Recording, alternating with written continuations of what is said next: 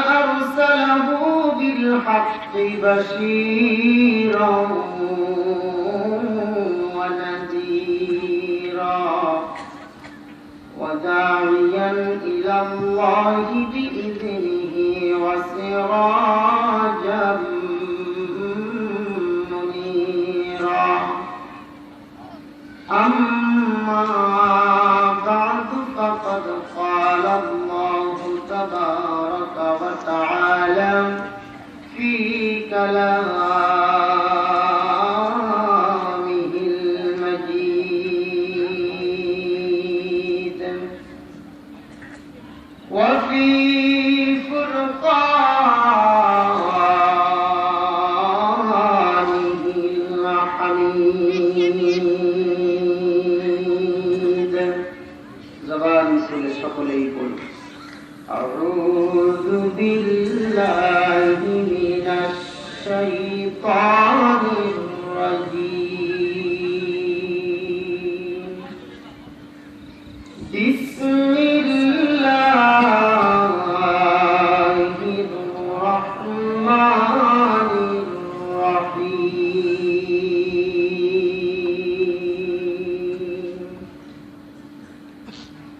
واضرب لهم مثل الحياة الدنيا كماء أنزلناه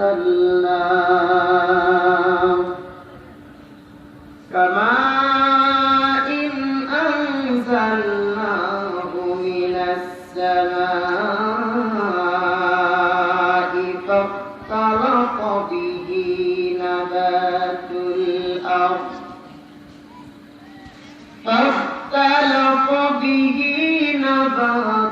الأرض فأصبح هشيما تذروه الرياح وكان الله على كل شيء مقتدرا.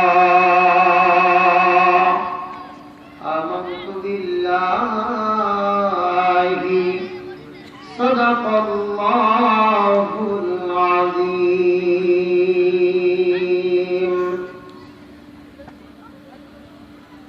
وقال سيد الأنام صلى الله عليه وسلم: لا تشرك بالله وإن قتلت أو حرقت أو كما قال النبي عليه الصلاة والسلام. اللهم صل على محمد وعلى آل محمد كما صليت على إبراهيم وعلى آل إبراهيم إنك حميد مجيد. اللهم بارك على محمد وعلى آل محمد كما باركت على إبراهيم وعلى آل إبراهيم إنك حميد مجيد. اللهم صل وسلم دائما أبدا على خير الخلق كلهم. بلغ العلا بكماله كشف الدجى بجماله حسنت جميع خصاله. صلوا عليه وآله. جو آواز محبت بلغ العلا بكماله كشف الدجى بجماله حسنت جميع خصاله. صلوا عليه وآله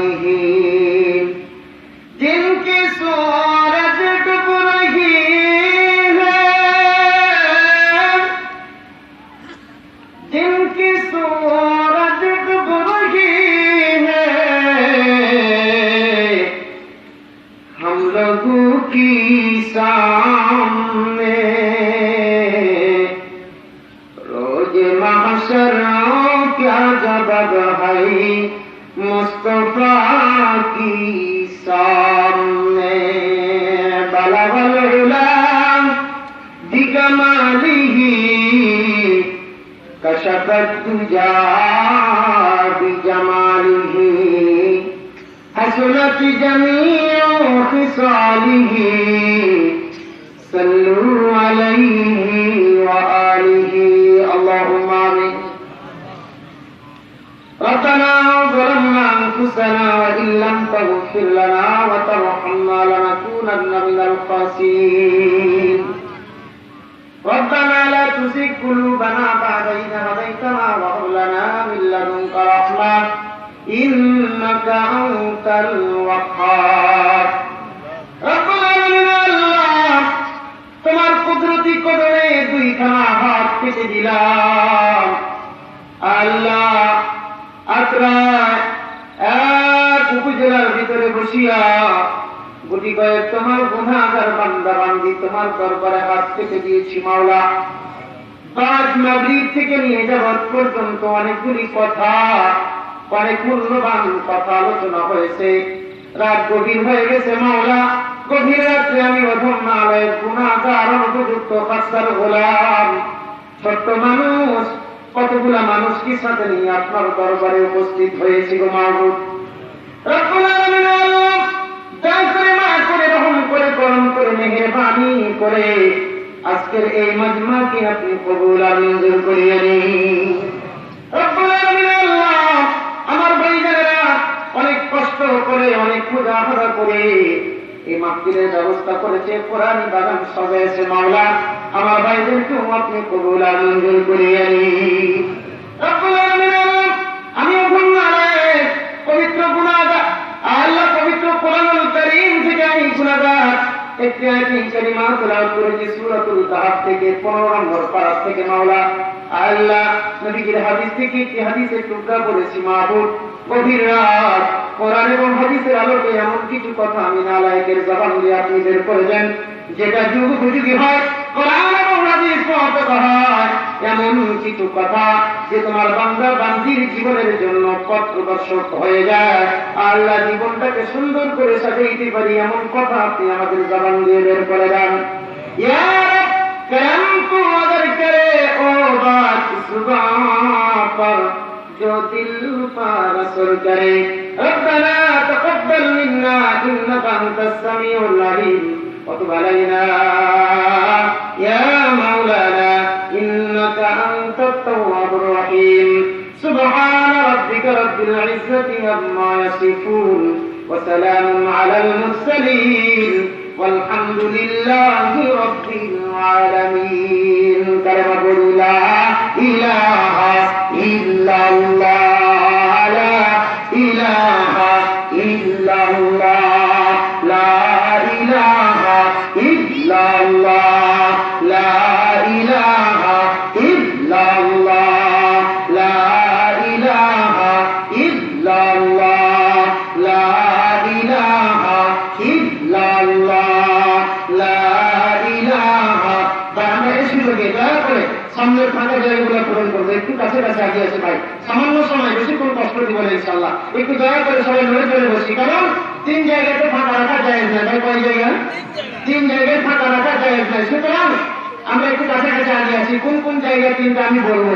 1 নম্বর জায়গা হলো কোরআনুল কারীমের ময়দান, কোরআনুল কারীমের মাহফিলের স্থান। সুতরাং এখানে ফাঁকা জায়গা রাখলে শয়তান আশ্রয় নেবে। সুতরাং আমরা এখানে ফাঁকা জায়গা না রেখে সবাই একটু দয়া করে সামনের দিকে আগে আসেন। লা ইলাহা ইল্লাল্লাহ লা ইলাহা ইল্লাল্লাহ। সবাই মহব্বত করি লা ইলাহা ইল্লাল্লাহ লা ইলাহা ইল্লাল্লাহ লা ইলাহা ইল্লাল্লাহ লা ইলাহা ইল্লাল্লাহ লা ইলাহা ইল্লাল্লাহ মুহাম্মাদুর রাসূলুল্লাহ। তুলে পড়ি সাল্লাল্লাহু আলাইহি ওয়াসাল্লাম। 12তলা বাজার জামে মসজিদ প্রাঙ্গণ আত্রায় উক্ত মাহফিলের সম্মানিত জনাব সাহেবে সাদত মুরব্বিয়ানে আজম, বন্ধু পিতৃকল্লি যুবক ভাইরা, পর্দানিসীন পর্দার অন্তরালে অবস্থানরত আবেদা সালেহা, আমার সম্মানিতা মা ও বোনেরা, আমি আলিশানে সর্বাগ্রে জানাই মহান তাবারক ওয়া তাআলার দরবারে লাখো কোটি শুকর যে মহান আল্লাহ পাক রব্বুল আলামিন আমাকে আপনাকে এ রাত্রে মাত্র কয়েক ঘন্টা সময়ের জন্য এই রহমতি বরকতি সামনে আনার দিকে বসার তৌফিক দান করেছেন। এজন্য আমরা সকলে খুশি না বাজা? ভাইজান একটু জোরে আওয়াজ করে বলেন খুশি না বাজা? আওয়াজে কিন্তু বলছেন আপনারা খুশি না বাজা। একটু জোরে আওয়াজ করে বলেন ভাই খুশি না বাজা? আলহামদুলিল্লাহ। যদি খুশি হয়ে থাকি তাহলে মাওলার দেওয়া জবান ব্যবহার করে অন্তরের স্থল থেকে যোগ ও শৌকের সাথে কৃপণতাকে সরাই দিয়ে সকলে জবানে স্বীকার করছি আলহামদুলিল্লাহ। ভাইজান, আল্লাহ পাক রব্বুল আলামিনের দরবারে শুকরিয়ার সাথে সাথে জানাই সাইয়্যিদুল মুরসালিন খাতামুন নবিয়্যিন, যিনি হলেন সর্বকালের সর্বযুগের সর্বশ্রেষ্ঠ মহামানব, সাইয়্যিদুল খালায়েক ওয়াল বাশার, উম্মতের কান্ডার, রহমতের ভান্ডার, নবীকুল শিরোমণি, সমস্ত নবীদের নবী নবী মুহাম্মদুর রাসূলুল্লাহ সাল্লাল্লাহু আলাইহি ওয়াসাল্লামের উপরে দুরূদ ও সালাম বর্ষিত হোক। লক্ষ্যে আমরা সকলে পড়ি সাল্লাল্লাহু আলাইহি ওয়াসাল্লাম। ভাইজান, আজকে আমি আপনাদের সামনে গুটি কয়েক ভাঙ্গা ভাঙ্গা কথা আলোচনা করতে চাই। সেটা কোরআন এবং হাদিস থেকে। শুনবেন না চলে যাবেন? আচ্ছা, কয়েকটা কথা আগেই ভেঙে নিই। আজকে আলোচনা আমরা শুনবো কোরআন থেকে এবং হাদিস থেকে ইনশাআল্লাহ। প্রাসঙ্গিক আলোচনা আসতে গিয়ে বিভিন্ন ধরনের ইতিহাস উঠে আসতে পারে। মাঝখান থেকে একটা কথা বলিনি যে কোরআন অনুযায়ী তো আমরা চলি না, যে কোরআনের কথাগুলি বলতে গিয়ে হয়তো বা এই কথাগুলা আমাদের অনেকেরই বিরুদ্ধে যাবে। কোরআন অনুযায়ী তো আমরা চলতে পারি না। এখন কোরআন অনুযায়ী কথাগুলি বলতে গিয়ে এই কথাগুলি অনেকের বিরুদ্ধে চলে যাবে, তখন আবার রাগ করবেন নাকি আপনারা? আগেই বলেন না হলে কিন্তু আমি ওই দিকে যাবো না। তাহলে আমি জানি যে আপনারা কোনটা নেবেন, সেটার দিকেই যাবো। সময় তো পায় না আমার বন্ধুরা। কোরআন কারীমের মধ্যে আমরা তো অনেক কথা শুনি, অনেক জায়গায় যাই। এরকম আজকালকার মাহফিলের কথা বলছি। শুনলাম সকালবেলায় চায়ের স্টলে বসে আলোচনা চলছে, এই কেমন শুনলাম কাল বলছে, হ্যাঁ খুব সুন্দর শুনলাম। তো কি শুনলাম? হ্যাঁ ওই চাপাই নবগঞ্জ থেকে হুজুর এসেছিল, কত ভালো আলোচনা, সুন্দর ইয়াং মানুষ, খুব সুন্দর আলোচনা করলো। তোমার কি আলোচনা শুনেছ? আলোচনার প্রেক্ষাপট কি ছিল, বিষয় কি ছিল? তখন বলে, ভাই তা তো জানি না। আমি চাই যে আজকের আলোচনা একদম বুড়া থেকে ছোট্ট বাচ্চা পর্যন্ত যেন বুঝে যায়। চান আপনারা? সুতরাং আমরা তো মাদ্রাসার শিক্ষক, মাদ্রাসায় বাচ্চা পড়ে, ছাত্র পড়ায়। আমি তো একটা মাদ্রাসায় প্রতিষ্ঠাতা এবং পরিচালক, মাদ্রাসার প্রধান শিক্ষক হিসেবে দায়িত্ব পালন করে মাঝে মধ্যে ক্লাস হয়। তো আমি চেষ্টা করবো আমি আমার বাচ্চাদেরকে যতটা সহজে বোঝাই, তার চাইতেও ওরকম ভাবেই সহজ করে আপনাদেরকে বোঝাবো। ওর মাহফিল তো আছে, আজকে আপনাদের সঙ্গে ক্লাস করবো। কি করবো ভাই? ক্লাস করবো, মানে পড়াবো আপনাদেরকে। আবার অন্য কিছু মনে করিয়েন না, আবার অন্য কিছু ধারণা করিয়েন না। আমি বলতে চাচ্ছি, আমি আমাদের বাচ্চাদেরকে যেভাবে পড়াই, পড়াটা বোঝানোর চেষ্টা করি। একটা বাচ্চা যেন পড়াটা বুঝে ফেলে, একটা কিতাব পড়াইলে যে বাচ্চাটা বুঝবে, আমি ওয়াজ করলে আপনারা বুঝবেন, আমি এই বুঝতে আপনাদেরকে দিতে চাই। খুব প্রাঞ্জল ভাষায় এবং অত্যন্ত সহজ ভাষায় আপনাদেরকে আমি কথাগুলি বুঝে দিতে চাই। সম্মানিত ভাইরা, আমার বন্ধুরা, আজকে আমাদের ওয়াজ করার অবস্থা এরকম হওয়ার কারণে আমি আজকে কথাটা বলতে বাধ্য হলাম যে সকালবেলায় জিজ্ঞেস করলে বলতে পারে না যে আগামীকাল গতকালকে কি আলোচনা শুনেছ, প্রেক্ষাপট কে ছিল। তো আমার আজকে ওয়াজের বিষয় হচ্ছে আমাদের শত্রু চিনা। কি চিনা ভাই? শত্রু চিনা। আচ্ছা ভাই বলেন তো, আমাদের শত্রু কে? আমাদের শত্রু কে ভাই? শয়তান। মাশাআল্লাহ। হ্যাঁ আলহামদুলিল্লাহ, আমরা তো জানি যে আমাদের শত্রু শয়তান। আমরা এটাই জানি যে আমাদের শত্রু শয়তান, কিন্তু শুধু কি শয়তানই আমাদের শত্রু? আফসোস, শয়তান বাদ দিয়েও আমাদের আরো অনেকগুলো শত্রু আছে, যাদের সম্পর্কে আমাদের এলেম না থাকার কারণে ওই শত্রু কর্তৃক আমি আক্রান্ত হই, কিন্তু আমি বুঝতে পারি না। আমার কথা কি বুঝে আসছে? আমি বহু দূর থেকে এসেছি, প্রায় মোটামুটি 100-150 কিলোমিটার দূর হবে। তা আমার ভাষা কি আপনারা বুঝছেন? শয়তান বাদ দিয়ে আমাদের আরো অনেক শত্রু আছে, যে শত্রু সম্পর্কে আমার জ্ঞান না থাকার কারণে ওই শত্রু কর্তৃক আমি আক্রান্ত হই, কিন্তু আমি বুঝতে পারি না। আমাদের শত্রু 4টা, বলবেন কয়টা? 4টা। আমি যদি এখন নাম ধরে ধরে বলি তাহলে তো আপনার মনে থাকবে না, আপনারা তো ভুলে যাবেন। তো আমি আপনাদেরকে একটা সহজ ভাষায় বুঝাইতে চাই। শত্রু আমাদের প্রচলিত ভাষায় এলাকা ভিত্তিক একটা আরো শব্দ আছে, শত্রুর অপর নাম দুশ্মন। কি নাম ভাই? দুশ্মন বলতে আমরা সবাই বুঝি তো? ভাই আপনারা মানুষ আপনারা বুঝেন তো দুশ্মন? শত্রু আরেকটা নাম হচ্ছে দুশ্মন। আমাদের বড়রা বিশাল সহজ একটা উপায় বের করে দিয়েছেন যে এই শব্দটা মনে রাখো, তাহলে তুমি তোমার 4 শত্রুকে চিনতে পারবা। আর 4 শত্রুকে যখন তুমি চিনবা, এই শব্দটা মনে রাখার মাধ্যমে তখন তোমাকে আর আক্রান্ত করতে পারবে না, তুমি আর তখন তার মাধ্যমে ঘায়েল হবে না, কারণ তুমি তোমার শত্রুকে চিনো। তো শব্দের নাম কি? আমি কিন্তু মাঝে মাঝে মধ্যে আপনাদেরকে জিজ্ঞেস করবো শব্দের নাম কি, আপনারা বলবেন দুশ্মন। বলবো কথা কার? বলবেন আল্লাহ। তো আসেন, দুশ্মন, এই দুশ্মন আরবিতে লেখেন, উর্দুতে লেখেন, বাংলায় লেখেন, 4টা হরফ লাগে। কয়টা হরফ ভাই? মূলত 4 হরফ, মানে আমার 4 শত্রুর প্রথম অক্ষর। আমার 4 শত্রু 4টা অক্ষর দুশ্মনের মধ্যে আছে। মূলত আমার 4 শত্রুর 4টা প্রথম অক্ষর এই দুশ্মন শব্দের মধ্যে ঢুকাই দিয়েছেন। বড়রা বড় সহজ উপায় বের করে দিয়ে আমাদেরকে বুঝাচ্ছেন যে এই 4 শত্রুর মাধ্যমে আমি আর আপনি আক্রান্ত হই, কিন্তু ওই শত্রু সম্পর্কে আমার জ্ঞান না থাকার কারণে আমি বুঝতে পারি না যে আমার কোন শত্রু আমাকে আক্রমণ করছে। দুশ্মন শব্দটা আপনি যদি আরবিতে লেখেন, কয়টা হরফ লাগবে ভাই? জোরে বলেন কয়টা? জোরে হবে না? আরো জোরে? শব্দের নাম কি? হ্যাঁ, মাশাআল্লাহ। এই তো কলমগুলো আসছে তো নাকি? মাশাআল্লাহ, আলহামদুলিল্লাহ। শব্দের নাম হরফ লাগে কয়টা? মাশাআল্লাহ, কলম বুঝ তো হচ্ছে ইনশাআল্লাহ। ছাত্র ভালো আছে, বাদ লাগবে না, বাদ ছাড়াই মানুষ হবে ইনশাআল্লাহ। মুসলমান ভাইরা আমার বন্ধুরা, একটু কান লাগাইতে হবে বাবা। অত্যন্ত দৃষ্টান্ত স্বরূপ আলোচনা আজকে আপনাদের সামনে আমি করতে চাই।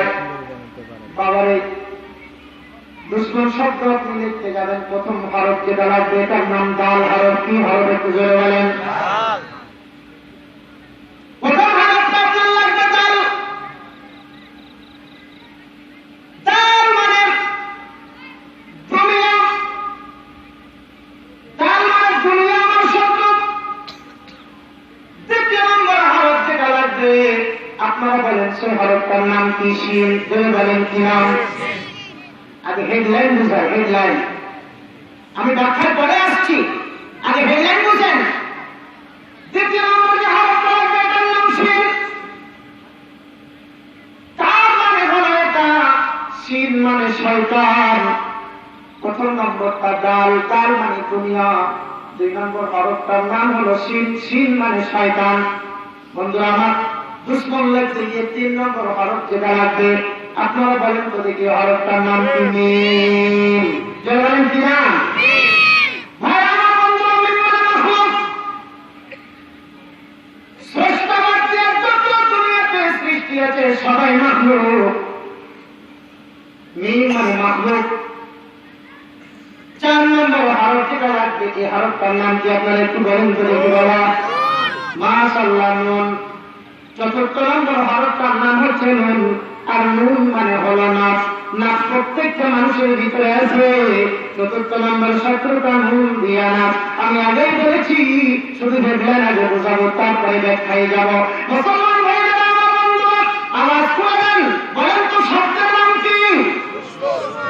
এই সামনে ভাইরা বলেন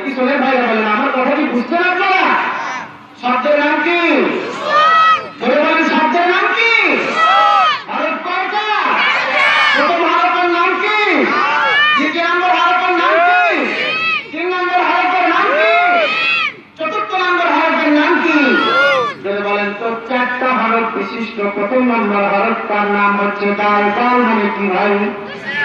দাল মানে দুনিয়া। তুমি আমার কেমন করে শত্রু, দুনিয়া কেমন করে আমার কোন জায়গায় কখন কোথায় কিভাবে শত্রু হয়ে যায়। আসলে আমরা একটু ঘুরে ঘুরে বুঝি। ভাইজান আমি জানি আজকে আপনাদের যে কথাগুলি বড় কষ্টদায়ক মনে হবে, কিন্তু প্রয়োজন আমাকে বলতেই হবে। কারণ হলো এটা, আমরা হলাম মানুষ। মানুষ আমরা এমন একটা অভ্যাসের দাস। মানুষ যেটা অভ্যাস করে সেটাই তার অভ্যাসে পরিণত হয়ে যায়। একটা মানুষ সহায়কে সহায়কে নিজের শরীরটাকে এমনভাবে সহায় করে ফেলে অনেক কিছু জিনিস তখন তার ভিতরে সহ্য করাটা সম্ভব হয়ে যায়। মুসলমান ভাইরা আমার বন্ধুরা, আমাদের সমাজের ভিতরে আজকে অনেকগুলি মানুষ আমরা বসবাস করি, কিন্তু শয়তান কর্তৃক আক্রান্ত হই, দুনিয়া কর্তৃক আক্রান্ত হই, কিন্তু আমরা বুঝতে পারি না। কারণটা হয় যে দুনিয়া যে আমার শত্রু, এই এলাকায় এখানটা আমার আপনার ভিতরে না থাকার কারণে আজকাল আমরা আপনারা দুনিয়ার মাধ্যমে আক্রান্ত হয়ে যায়। দুনিয়া কামাই করতে গিয়ে আমার আপনার কাছ থেকে আদালত ছুটে যায়, তখন কিন্তু আমার আপনার কিছুই খেয়াল থাকে না। চিৎকার মেরে বলেন কথাটা ঠিক না বেশি? দুনিয়া সম্পর্কে আমি দুইটা মেসাল দিব। এতগুলো মেসাল ভগবান আমাকে মেসাল দিয়েছেন, তবে আমি বেশি দিব না, মাত্র দুইটা মেসাল দিয়ে সামনে সেই শয়তানের দিকে আগে করতে ইনশাআল্লাহ। তাই জন্য আপনারা ভাববেন না, চলে যাবেন।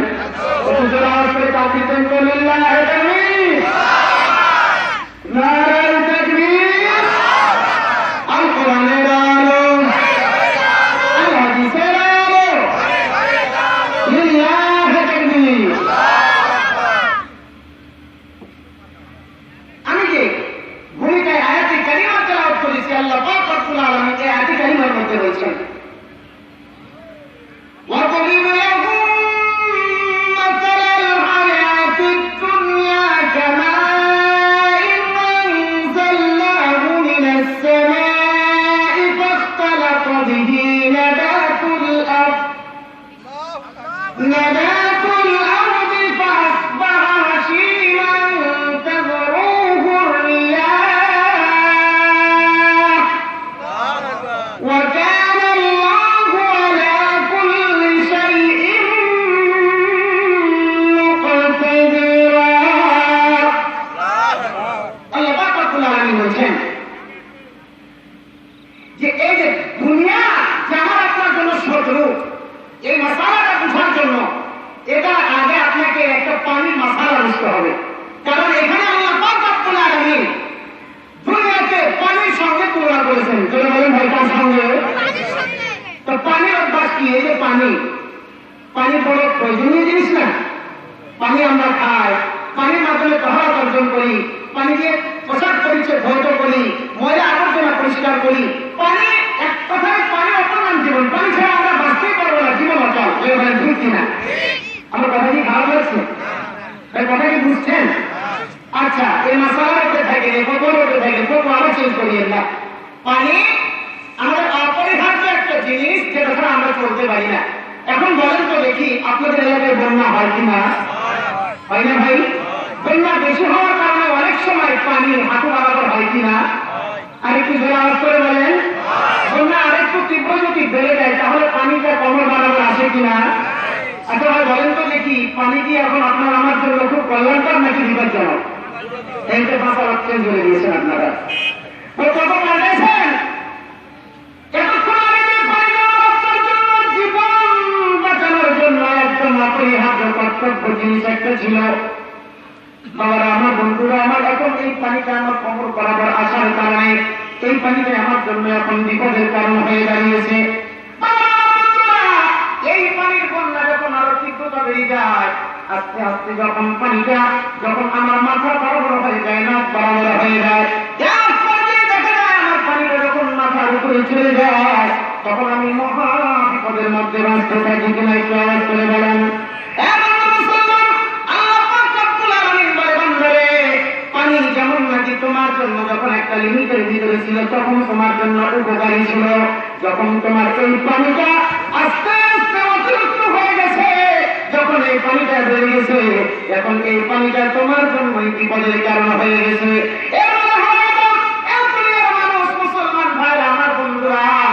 তাই এলাকাবাসী আপনাদেরকে বুঝাইতে চায় দুনিয়াও আমার আপনার জন্য অপরিহার্য কর্তব্য একটা বিষয়।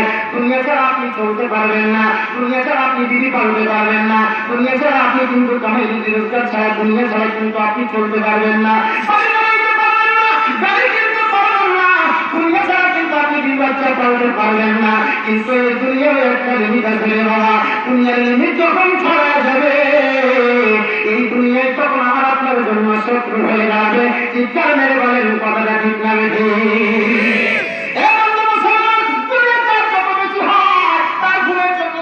বেশি ট্যাবলেট লাগে তোদের বলেন ঠিক কিনা?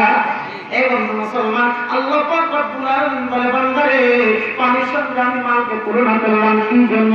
দুনিয়ার মালটা তোমার কিন্তু পানির মতোই একটা বিষয়। এই যে পানি যখন বেশি হয়ে যায়, অতিরিক্ত হয়ে যায়, বাড়িঘর যখন ডুবে যায়, এ বান্দা তোমার জন্য যেমন কঠিন থেকে কঠিন হয়ে যায়, দুনিয়াও যখন কামাইতে কামাইতে প্রয়োজনের অতিরিক্ত হয়ে যাবে, এই মাল যখন তুমি তোমার মালের জাকাত বের করবা না, সাদকা করবা না, দান করবা না, মাল বেশি হয়ে গেছে হজ করবা না, তখন তোমার ওই মাল তোমার জন্য শত্রু। এটা তুমি বুঝো না, যার কারণে আখেরাত বাদ দিয়ে শুরু করে দুনিয়া দুনিয়া করো। চিৎকার মেরে কোন কথাটা ঠিক না বেশি? মুসলমান ভাইরা আমার বন্ধুরা, একটু কান লাগাইতে হবে বাবা। সামান্য সময় আপনাদেরকে নিয়ে একটু ডিসকাস করতে চাই কোরআন কারীমের কথাগুলো বাবা, একটু খেয়াল করে শুনলেন। এক একটা কথা এক একটা কথার সঙ্গে নিয়ে যদি আপনার সম্পর্ক রাখে। এই বন্ধু মুসলমান বলেন তো দেখি, আল্লাহ পানির সঙ্গে কেন দুনিয়াকে তুলনা করলেন? কারণ হলো এটা, এই বন্ধু মুসলমান, দুনিয়ার সঙ্গে মানে মালের সঙ্গে পানির একটা মেশাল আছে। সেটা কি? পানি। পানির মশালা বুঝার আগে আরো একটা মশালা বুঝেন। পানি দিয়ে যে পানি দিয়ে আপনি তহরাত অর্জন করবেন, মানে ওযু করবেন বা গোসল করবেন, এই পানি সঠিক কিনা এটা যাচাই করার জন্য মাসআলা অনুযায়ী প্রতিজন একটা বিভাগ থেকে মুফতি সাহেবগণ, বড় বড় আলেমের মুতাকাদ্দিমিন মুতাআখিরিনরা তিনটা গুণ পানির ভিতরে দেখতে বলেছেন। জোরে বলেন কয়টা? আমি একটু জোরে বলেন কয়টা? মনে আছে? শব্দের নাম কি? প্রথম হরফের নাম কি? কাল মানে কি? কাল মানে দুনিয়া। দুনিয়ার ব্যাপার আমি দিতেছিলে বাবা, ভুলবেন না বাবা, ওর যদি ভুলে যান তাহলে হারায় ফেলবেন। এবং মুসলমান একটু খেয়াল করেন বাবা, দিয়েছেন মাসআলা দিয়েছেন। পানি দিয়ে যখন তুমি তহরাত অর্জন করবা, সর্বপ্রথমত পানির মধ্যে তিনটা গুণ তুমি খেয়াল করবে। বলেন কয়টা? আর একটু আওয়াজ করে বলেন কয়টা? ঘুমাচ্ছেন? মনোযোগ নষ্ট হয়েছে? একটু খেয়াল করেন, মনোযোগ নষ্ট হলে কিন্তু পারবেন না, বুঝবেন না, তখন খালি গালিয়ে দিবেন। হ্যাঁ, চাপাই থেকে কোন বক্তা নিয়ে এলো না এলো, কোন কর্তৃপক্ষ নিয়ে এলো, কি কথা বলে না করে কিছুই বুঝলাম না, খালি মামা করে আসলো মামা করে চলে গেল। ভাইজান আমার বন্ধুরা, কয়টা গুণ আমাকে আপনাকে দেখতে হবে? আচ্ছা, পানির মশালা বুঝে আরো একটা মশালা বুঝেন, তাহলে পানির মশালাটা বুঝে বড় সহজ হবে। আচ্ছা বলেন তো, ওযুতে কয় ফরজ? আমি নকল করে দিলাম আপনাদেরকে, কয় ফরজ? প্রথম নম্বর ফরজটার নাম কি ভাই? কি করতে হয়? আলহামদুলিল্লাহ, এক ভাই বলেছেন মুখোমুখি করতে হয়। আলহামদুলিল্লাহ, কি ওয়াজ করবো আপনাদেরকে? বসে বসে মনে হচ্ছে ওযুর ফরজ শিখায় আপনাদেরকে, ওযুর ফরজই জানেন না। এখন আর ওয়াজ বাদ দিয়ে ওযুর ফরজ শিখায়। ওযুর ফরজ চারটা, যেমন কয়টা? সর্বপ্রথমত মুখমণ্ডল ধরতে পারা। আচ্ছা ভাই বলেন তো দেখি, মুখমণ্ডলকে ধরতে পারা, আচ্ছা মুখমণ্ডল ধরতে পারার আগে আমরা আরো কিছু কাজ করি কিনা ওযুর ভিতরে? এই পিছনের ভাইরা বলেন করি কিনা? কি করি ভাই আমরা? আর কুলি করি, নাকে পানি দিই কিনা? যেটা বলেন আমার কথা মনে আপনারা বুঝছেন, আমার সঙ্গে কথা বলতে হবে ভাই। আমি তাহলে বুঝবো যে আপনারা আমার কথা বুঝছেন, আপনাদের মনোযোগ আছে, তাহলে আমি আমার কথাটা বলে শান্তি পাবো যে আমার প্রত্যেকটা কথা আমার শ্রোতারা বুঝতেছে, তাহলে আমি সাকসেস হবো। মানে খালি ওয়াজই করলাম সারা জীবন, আমার একটা শ্রোতাও লাইনের মধ্যে নাই, একটা শ্রোতাও আমার সারা বুঝে না, একটা শ্রোতাও আমার কথা বুঝে না, শুধু দুনিয়া দুনিয়া কামাই করে চলে গেলাম। আল্লাহর কাছে কিয়ামতের আদালতে কি জবাব দেবো আমি ভাই? এত রাতে বসে থেকে রাত 11টা হয়ে গেছে, এখন তো এবার সময়, এখন তো তাহাজ্জুদ